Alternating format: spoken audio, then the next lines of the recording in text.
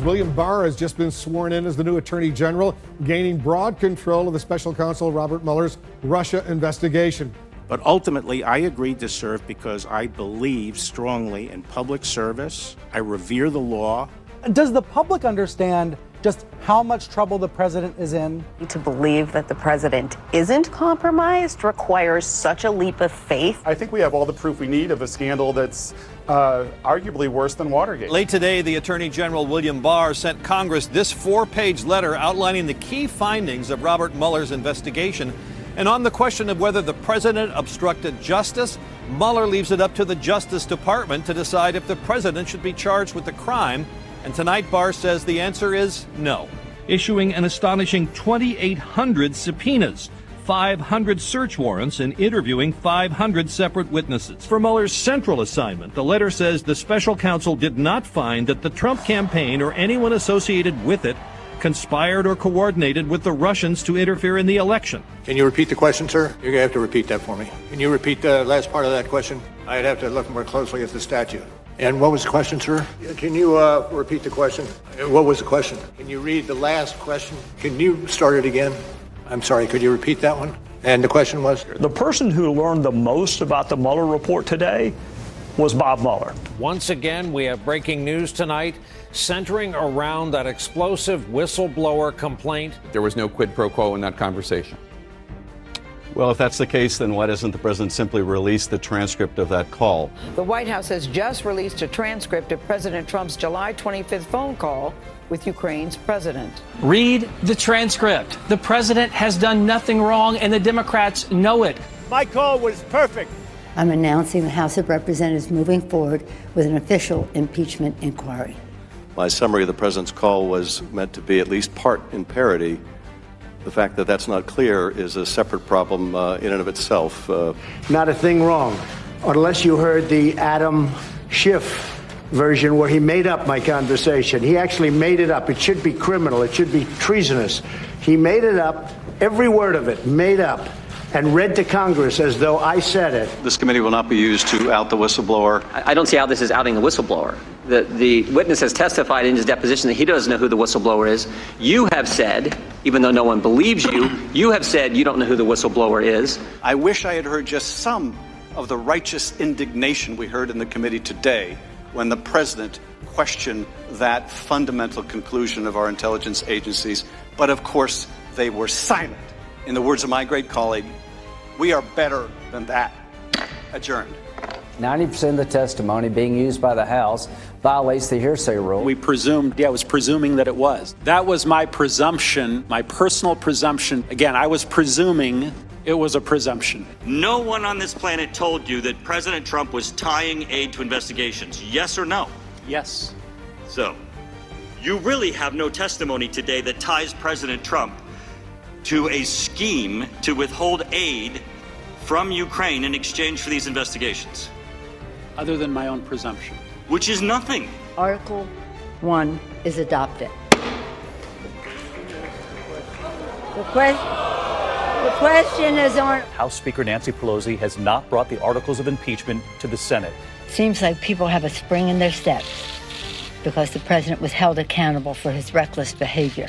But Pelosi's not ready to take the next step. She's refusing to send the articles of impeachment to the Senate. Looks like the prosecutors are getting cold feet.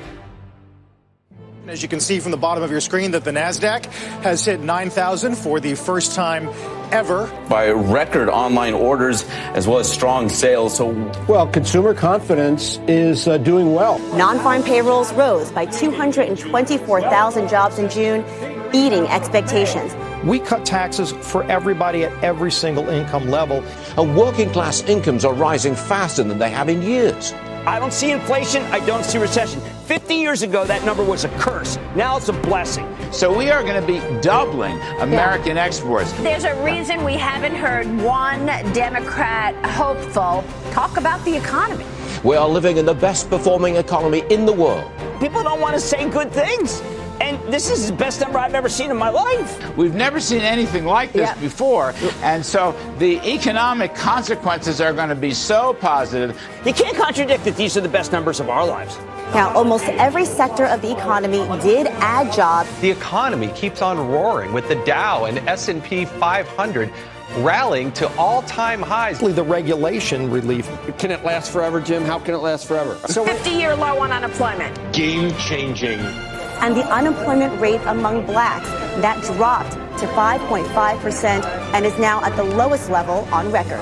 And you know something, Joe? It doesn't matter whether you hate them or like them. These are real numbers. The economy is booming, wages are rising, and poverty is plummeting.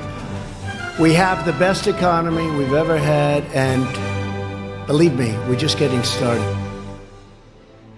A long-awaited report by the Justice Department on the Russia investigation was just released. This is very serious misconduct on your watch. But this wasn't just sloppiness. These were brutal mistakes, deliberate errors, concealments involving search warrant surveillance activities of an American citizen.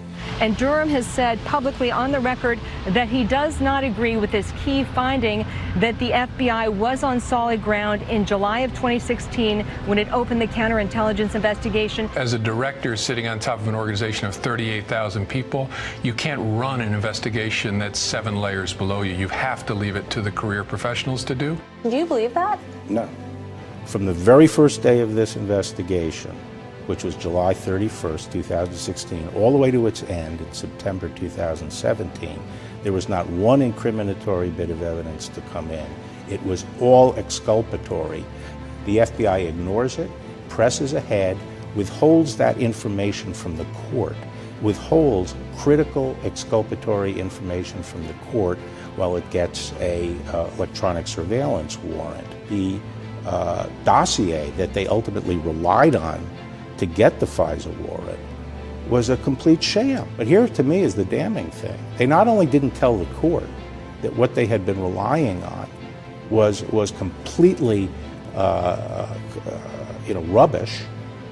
They actually started putting in things to bolster the Steele report by saying, well, we talked to the sources and they appeared to be truthful.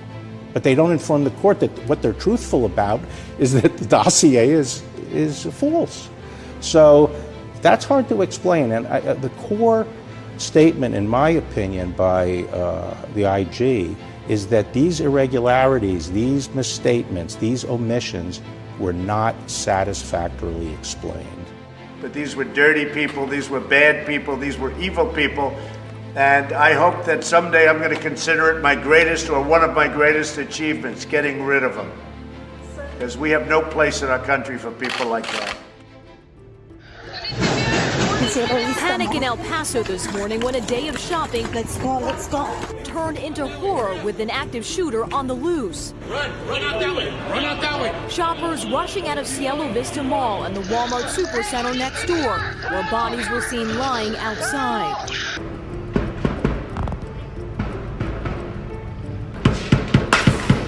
Nine people have been killed in a second mass shooting in less than 24 hours. This time, it happened in Dayton, Ohio. Authorities say a shooting at a synagogue outside San Diego has left one person dead and multiple people injured. On the last day of Passover, bloodshed in the middle of Shabbat services. We have breaking news to tell you about out of Jersey City, New Jersey, just across the river from Manhattan, where a shootout has left 6 dead, including a police officer and 2 suspects. That man shot and killed the officer, then left in a truck and ended up in a kosher supermarket. That led to a firefight with police. Now to that brutal attack on a rabbi's home outside New York City, where dozens were celebrating Hanukkah. An intruder bursting in, slashing people with a large machete before driving away. 5 people were hurt, among them the rabbi's son. UK Prime Minister Theresa May is stepping down today as leader of the Conservative Party. It comes after she was unable to gain Parliament's support for a plan to leave the EU. And therefore I give notice that Boris Johnson is elected as the leader of the Conservative and Unionist Party. Response to the strong criticism by the chief rabbi of Jeremy Corbyn's handling of cases of anti-Semitism in the party. Ephraim Mervis, Britain's most senior Jewish leader, said that a poison of anti-Semitism had taken root in the Labour Party. Our exit poll is suggesting that there will be a Conservative majority of 86. This poll is anywhere near right.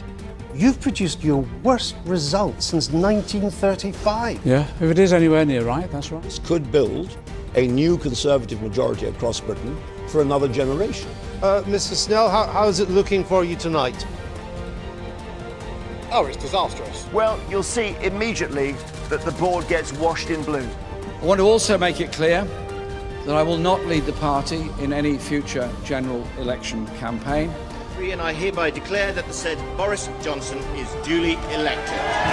Let's get Brexit done.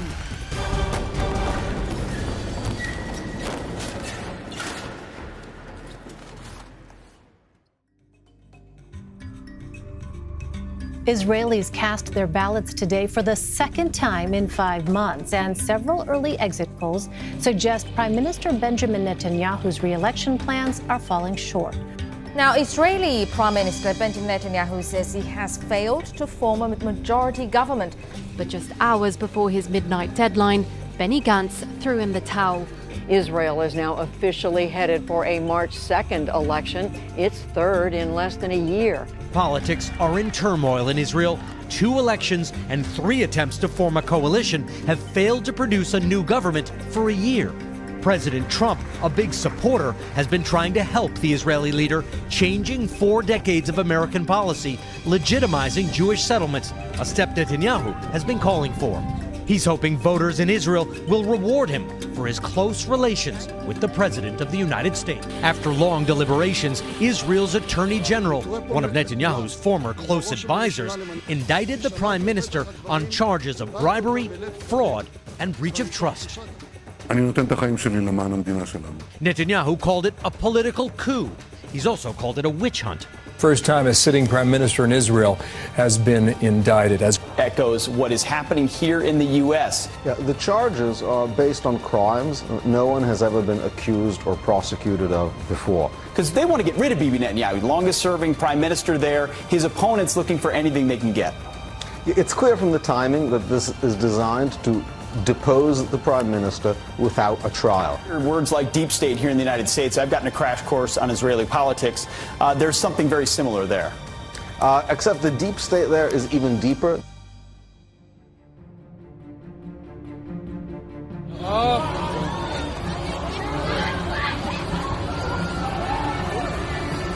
You can still smell the smoke here across the city. We've been hearing people singing hymns.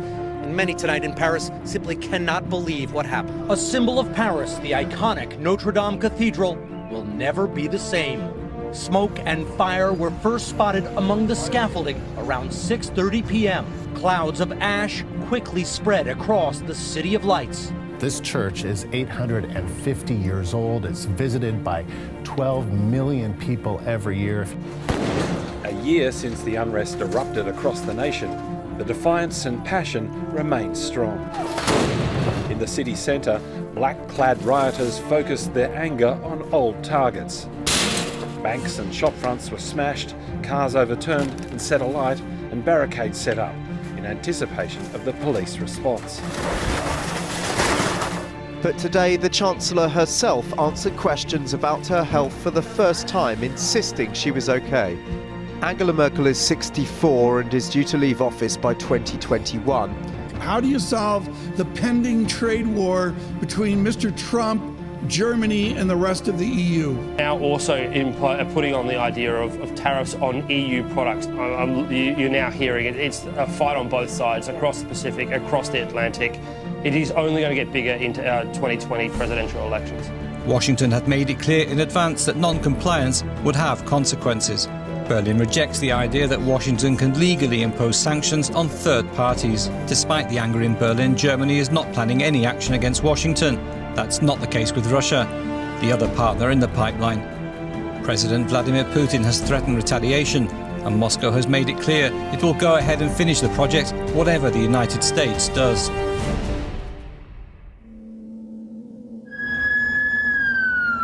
Unprecedented is how police are describing this attack. A horrific terror attack that unfolded in New Zealand overnight. Not one, but 2 mosques in Christchurch were targeted, the country's worst mass shooting ever. 49 people are known to have died. Dozens more are being treated in hospital for gunshot wounds. Witnesses say at least one gunman opened fire on worshippers at the mosques as they were gathering for Friday prayers. People don't really understand it until you actually see it coming at you in a wall of flame. Well, scores of fires are burning out of control across Australia amid a heat wave which has seen temperatures exceed 40 Celsius in every state. We've seen quite significant air quality issues associated with that smoke overnight, where we've had an inversion, what we call a cap on the atmosphere that's really trapped the air overnight. We're following in New Zealand, tourists visited an active volcano, some walking right into the crater. Many of them never made it out. The volcano on White Island erupted several times while the tourists were there. 5 people are confirmed dead. 8 people are still missing. There doesn't appear to be much hope of finding them alive.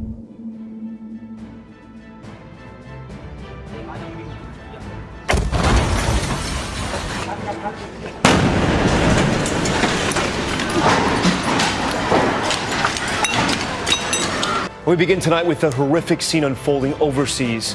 8 bomb attacks targeting Christians and tourists in Sri Lanka, and a 9th bomb targeting police. The series of explosions tearing through churches filled with worshippers attending Easter Mass. More than 200 people killed, hundreds hurt. Several Americans among the victims. These people who want democracy, many of them are young, John. They've only ever lived under the one country, two systems policy. And they feel that China is encroaching on their civil liberties. They have told me that they would rather die than live under China. But by nightfall, the clashes were happening in multiple locations across the city and getting worse. The police are stressed and acting at times with little restraint.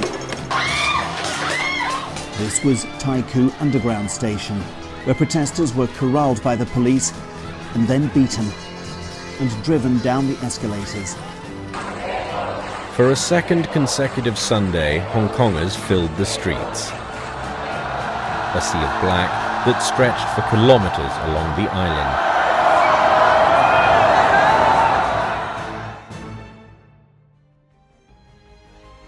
Secretary of State Mike Pompeo has announced that the U.S. is designating the Iranian Revolutionary Guard as a terror group. I am announcing our intent to designate the Islamic Revolutionary Guard Corps, including its Quds Force, as a foreign terrorist organization. This is the first time that the United States has designated a part of another government as an FTO. 2 commercial tankers suffered damage while moving through international waters in the Gulf of Oman.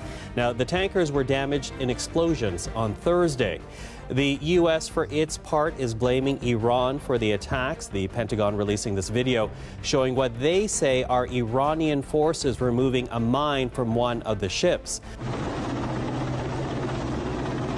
Foreign Secretary Jeremy Hunt has warned Iran of serious consequences after the Iranian Revolutionary Guard seized a British flagged oil tanker in the Gulf yesterday evening. This morning, with some of the world's largest oil processing facilities in Saudi Arabia still smoldering, President Trump threatening military action in retaliation that the highly coordinated attack was launched from Iranian soil. Nearly a dozen cruise missiles and at least 20 drones packed with explosives. We're getting dramatic new details on the anti-government protests in Iran. The State Department says the death toll could be as high as 1,000. The department also says it has video from November showing Iran's military forces using machine guns to mow down protesters. Without warning, the IRGC opened fire on the protesters.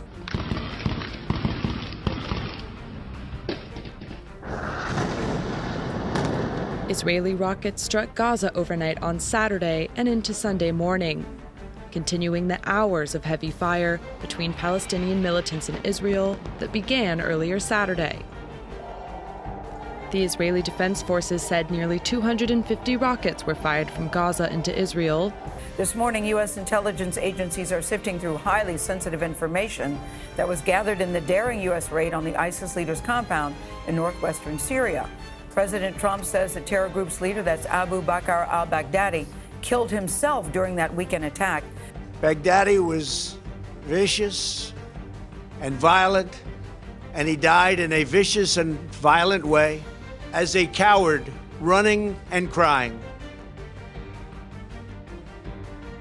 But generations of patriots before us did not work, fight, and sacrifice so that we could surrender our country to a raging left-wing mob, and that's what's happening. While they want to punish America, we will fight to preserve America, and that's what we're doing, and you're doing it incredibly well.